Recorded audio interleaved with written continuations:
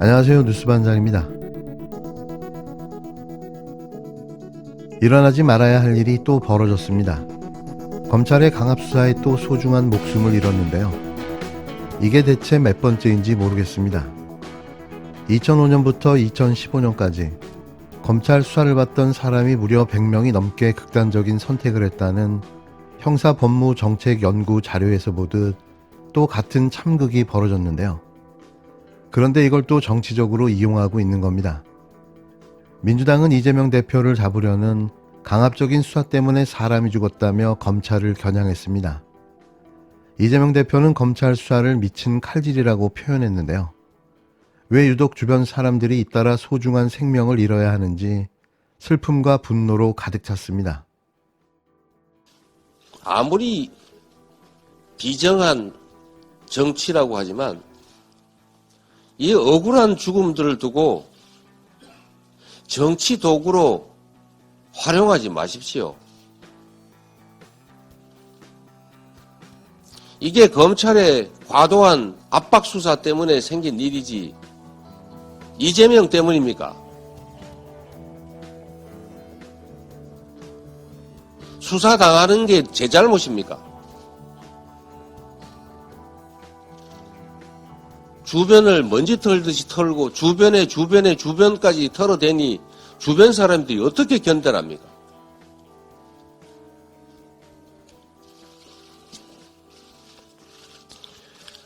그야말로 광기입니다. 광기.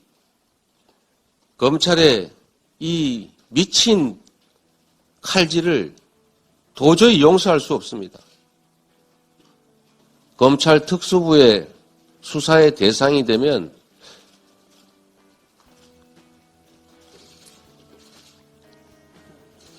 사냥의 대상이 되면 피할 수가 없는 모양입니다.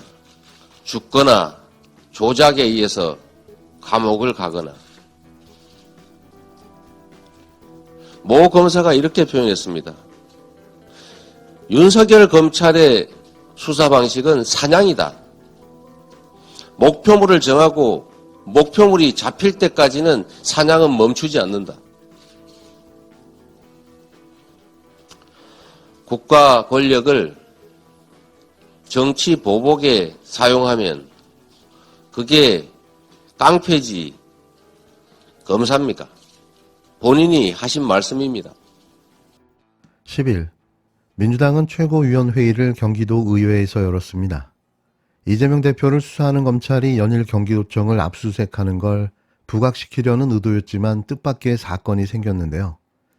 이재명 대표는 검찰의 책임이라고 날을 세웠습니다. 검찰 수사를 미친 칼질이라는 거친 표현도 했는데요. 이 대표는 이후 일정을 모두 취소하고 오후 1시쯤 전시의 빈소로 향했지만 검찰의 느닷없는 부검영장 신청으로 유족들이 반발하며 장례 절차가 늦어졌습니다. 결국 이 대표는 7시간 만에 고인을 조문할 수밖에 없었는데요. 하지만 언론들이 마치 유족들이 이 대표에 대한 조문을 거부한 것처럼 보도하며 또 이재명 죽이기에 나섰습니다. 현재 빈소 현장에서 취재하고 있는 기자의 이야기를 전원해 드리면 유가족이 이재명 대표의 조문을 거부하고 있고 이재명 대표가 빈소 근처에서 대기하고 있다, 조문하기 위해서 대기하고 있다 이렇게 알려지고 있다는 내용 다시 한번 여러분께 전해드리겠습니다. 유가족이 이재명 대표의 조문을 거부하고 있고 유가족이 이재명 대표의 조문을 거부하고 있고 유가족이 이재명 대표의 조문을 거부하고 있고 이재명 대표가 빈소 근처에서 대기하고 있다, 조문하기 위해서 대기하고 있다 이렇게 알려지고 있다는 내용 다시 한번 여러분께 전해드리겠습니다. 특히 SBS 주영진의 뉴스 브리핑은 이 가짜뉴스를 긴급하게 전하며 여론몰이에 앞장섰는데요. 그간 편파 보도로 지적받아온 방송사다운 모습이었습니다. 빈소를 찾은 이 대표에게 유족들은 내가 만나 같이 일한 공직자 중에 가장 청렴하고 가장 유능한 분이셨는데 너무 안타깝다는 말씀을 하셨다며 와주셔서 고맙다. 대표님도 힘내시고 억울한 죽음이 없도록 해달라고 말했다고 알려졌는데요. 이게 팩트인 거죠. 하지만 국힘당은 주변 사람들의 잇따른 죽음이 이재명 대표 책임이라며 결자 해지하라고 요구했는데요. 민주당은 죽음을 정치에 이용하지 말라고 반박했습니다. 이재명 경기지사 시절 비서실장을 지냈던 분이 스스로 목숨을 끊었습니다. 삼가 고인의 명복을 빕니다. 유가족에게도 깊은 애도를 전합니다. 고인을 평온하게 보내드리는 게 최우선이지만 짚고 넘어가지 않을 수 없는 일들이 벌어지고 있습니다.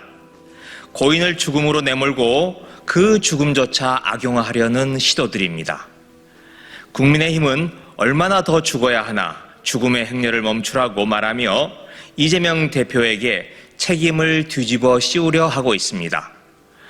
조선일보 등 일부 언론도 벌써 5번째 같은 표현을 써가며 부정적 이미지를 더 씌우려 애쓰고 있습니다. 검찰은 고인에 대해 수사 대상이 아니라서 접촉 자체를 아예 하지 않았다라고 하더니 한 차례만 조사했다라고 슬그머니 발을 빼고 있습니다. 하지만 검찰이 고인을 상대로 집요하게 수사를 벌여온 것은 유가족과 지인들의 증언을 통해 확인되고 있습니다. 강압수사와 조작수사 말고는 달리 설명이 되지 않는 비극입니다. 어떻게든 이재명 대표를 사냥하고야 말겠다는 광기에서 빚어진 참극입니다. 윤석열 대통령 스스로 자복한 바가 있습니다. 수사 과정의 자살은 수사하는 사람들이 좀 세게 추궁하고 증거 수집도 막 열심히 하고 이러니까 이게 지금 수사 진행되는 거 말고도 또 내가 무슨 뭐 걸릴 게 있나 하는 불안감에 초조하고 이러다가 그런 극단적인 선택도 하는 거다. 이렇게 말했습니다. 더 이상 이런 비극이 되풀이되어서는 안 됩니다. 더욱이 죽음을 이용해 정치적 구판을 벌이려는 시도도 중단돼야 합니다. 다행히 유서가 남아있다고 하니 이를 보존하고 분석해서 누가 고인을 죽음으로 내몰았는지 철저히 밝혀야 합니다. 책임자를 엄단해야 합니다. 공수처가 나서기를 촉구합니다. 검찰이 강압수사를 했다면 직권남용으로, 혹시 가혹행위가 있었다면 가혹행위로 수사 대상이 됩니다. 이럴 때 나서라고 공수처가 설치된 겁니다. 민주당은 고인이 명예를 회복하고 평온한 안식을 찾을 수 있도록 최선을 다하겠습니다. 숨진 비서실장은 성남FC 의혹 사건에 공범으로 지목돼서 검찰의 수사를 받아왔던 것으로 확인됐는데요. 이재명 대표의 구속영장 청구서에 고인의 이름이 23차례 등장하기도 했습니다. 검찰은 고인의 명복을 빈다면서 고인을 단 한 차례 불러 조사했고 과정은 모두 녹화되어 있다고 부랴부랴 설명하고 나섰는데요. 자랑스러운 공직생활의 성과들이 검찰의 조작 앞에 부정을 당하고 지속적인 압박 수사로 얼마나 힘들었겠습니까?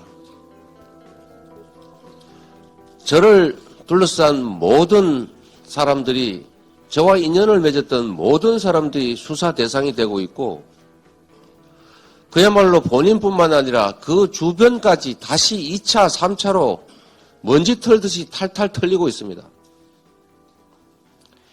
검찰이 이분을 수사한 일이 없다 이렇게 선을 그었다는데 이분 반복적으로 검찰에 수사받았습니다. 그리고 검찰의 압박 수사에 매우 힘들어했습니다. 검찰 특수부의 수사 대상이 된 사람들이 왜 자꾸 극단적 선택을 하겠습니까? 있는 사실을 지적하면 오히려 시원하다고 합니다. 없는 사실을 조작을 해가지고 자꾸 증거를 만들어서 들이대니 빠져나갈 길은 없고 억울하니 결국은 극단적 선택을 하게 되는 것 아닙니까? 검찰은 전 경기도지사 비서실장의 명복을 빌며 유가족들에게 깊은 위로를 전한다는 입장을 내놨습니다. 또 작년 12월 26일 수원지검 성남지청이 고인을 한 차례 영상 녹화 조사했고 다른 출석 요구는 없었다고 밝혔는데요. 영상 녹화 사실을 공개하며 강압적인 수사가 아니었다고 강조한 겁니다. 성남FC 후원금 의혹에 대해서만 조사했고 대장동 비리나 쌍방울 대북 송금 등 수사에서 조사 대상이 오른 적이 없다는 건데요. 검찰이 전 씨를 한 차례 조사한 내용은 이재명 대표의 구속영장에 반영됐습니다.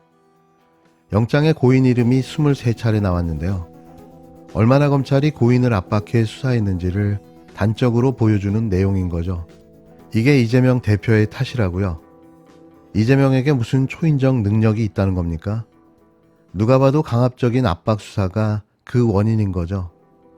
한 사람을 목표로 삼아 버리는 이 무자비한 검찰권 앞에 벌써 5명의 소중한 생명이 목숨을 잃었습니다.